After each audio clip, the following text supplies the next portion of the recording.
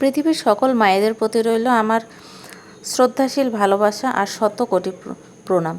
ভালো থাকুক পৃথিবীর সকল মায়েরা। আজকে সকালবেলা বৃষ্টি হচ্ছে, শান্তির বৃষ্টি, খুব ভালো লাগছে সকালটা।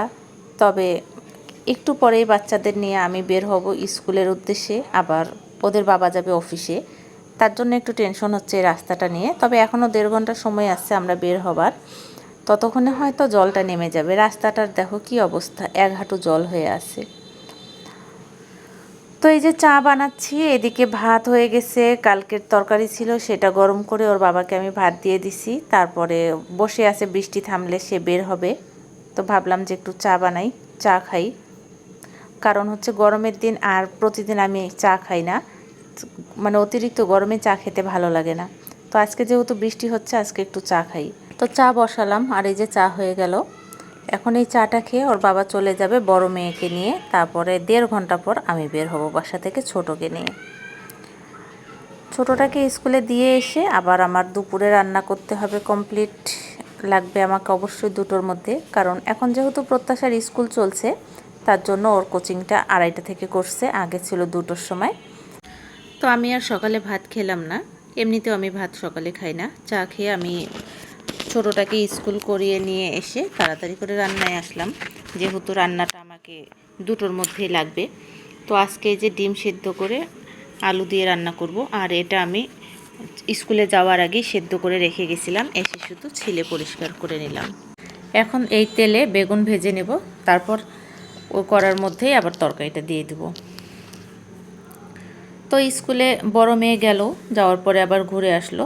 আজকে স্কুল বন্ধ, সেটা গতকালকে বলেনি।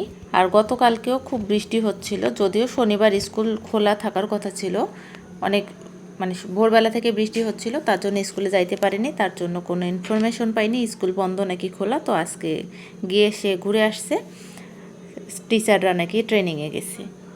আর ছোটোটাকে নিয়ে গেলাম, ওখানেও একই অবস্থা, গিয়ে দেখি যে 3, 4, 5দের পরীক্ষা, ওদের ক্লাস হবে না। তো শুধু শুধু ঘন্টা 2 বসে থাকলাম, থাকার পরে নিয়ে চলে আসলাম। রাস্তার যে এত বাজে অবস্থা হয়েছে, মানে বলার মতো না।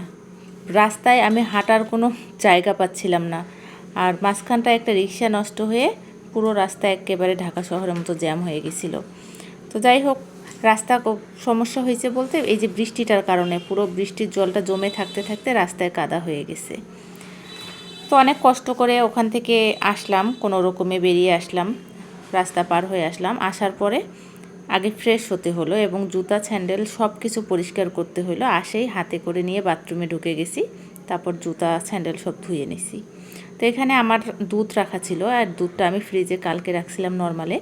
তো আজকে এটা হচ্ছে বের করে নিয়ে এই যে ননিটা এইভাবে তুলে নিলাম। আর আমার ডিপে আরও কিছু ননি তোলা ছিল আগের, তো দুটো আজকে এক জায়গায় করে এখন আমি এটা দিয়ে একটু ঘি তুলে নেব। আর এটা আমি আগে অনেক বেশি করতাম যখন আমি মানিকগঞ্জে থাকতাম, এখন আর মনে হয় এভাবে করা হবে না। কারণ হচ্ছে আমরা যেহেতু সাভারে আছি, তো সাভারে মানিকগঞ্জের মতো এভাবে দুধ পাবো না।